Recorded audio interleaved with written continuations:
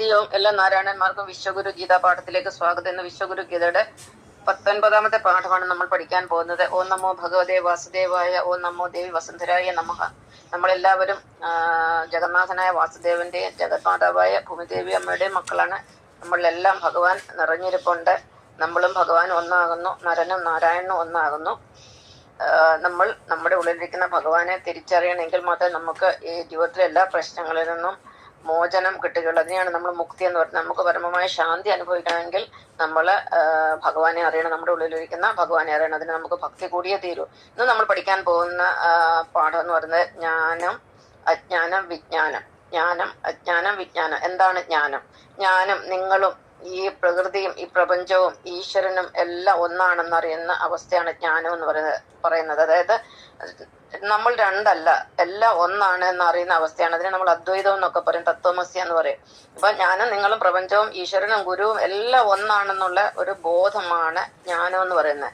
എന്നാൽ ഈ ബോധം എന്ന് പറഞ്ഞാൽ അതിന്റെ അർത്ഥം നമ്മൾ എല്ലാത്തിനെയും അങ്ങ് നമ്മളായിട്ട് തന്നെ കാണണം. പക്ഷെങ്കിൽ നമ്മൾ നന്മയും തിന്മയും നമ്മൾ തിരിച്ചറിയണം, ധർമ്മവും അധർമ്മവും തിരിച്ചറിയണം.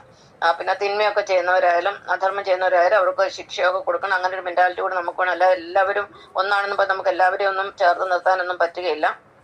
അപ്പൊ ജ്ഞാനം എന്ന് പറഞ്ഞാല് ഈശ്വരനെ അറിയുന്ന ഒരവസ്ഥയാണ്, നമ്മുടെ ഉള്ളിലിരിക്കുന്ന ഭഗവാനെ അറിയുന്ന ഒരവസ്ഥയാണ്. ഭഗവാനെ അറിഞ്ഞു കഴിഞ്ഞാൽ നമ്മളും ഈ മറ്റുള്ളവരും ഈ പ്രപഞ്ചവും സകല പക്ഷിമൃഗാദികളും വൃക്ഷലതാദികളും എല്ലാം ഒന്നാണെന്നുള്ളൊരു ബോധം ഉണ്ട്. ഇതിനെയാണ് നമ്മൾ ജ്ഞാനം എന്ന് പറയുന്നത്.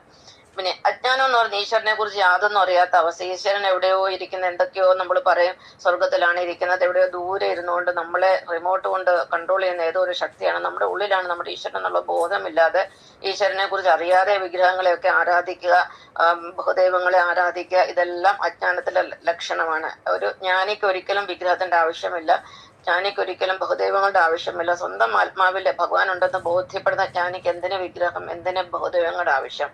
അപ്പം അജ്ഞാനം എന്ന് പറയുന്നത് ദൈവത്തിനെ ഒട്ടും അറിയാത്ത അവസ്ഥയാണ് അജ്ഞാനം എന്ന് പറയുന്നത്. പക്ഷെ ഇന്ന് ഭൂമിയിൽ 99% ആളുകൾ അജ്ഞാനികളാണ്, അത് യാതൊരു സംശയമില്ല. പിന്നെ അടുത്തത് വിജ്ഞാനമാണ്, ഭൗതികമായ അറിവ്. ഈ നമ്മൾ സ്കൂളിലും കോളേജുകളിലും അല്ലെ പുസ്തകങ്ങളിൽ കൂടെ നമുക്ക് എന്തെല്ലാം അറിവ് കിട്ടുന്നു, പൊതുവിജ്ഞാനം, ഇതെല്ലാം വിജ്ഞാനത്തിൽ പെടുന്നു. ഭൗതികമായ അറിവിനെയാണ് വിജ്ഞാനം എന്ന് പറയുന്നത്. അവർക്ക് ആത്മീയമായ യാതൊരു അറിവുമില്ല. അതുകൊണ്ടാണ് നമ്മുടെ കേരളക്കാരെ പ്രബുദ്ധരം എന്ന് പറയുന്നത്. അവർക്ക് ഭൗതികമായ അറിവുള്ള ആത്മീയമായ യാതൊരു ജ്ഞാനവും അവർക്കില്ല, ആത്മജ്ഞാനമില്ല. അപ്പം ആത്മജ്ഞാനം ഉള്ളവരെ നമ്മൾ ബുദ്ധരെന്ന് പറയും, ഭൗതികജ്ഞാനം ഉള്ളവരെ നമ്മൾ പ്രബുദ്ധരെന്ന് പറയും. പക്ഷെ പ്രബുദ്ധതയിൽ വലിയ കാര്യമൊന്നുമില്ല, കാരണം അവർക്ക് ചിന്താശേഷി കുറവാണ്.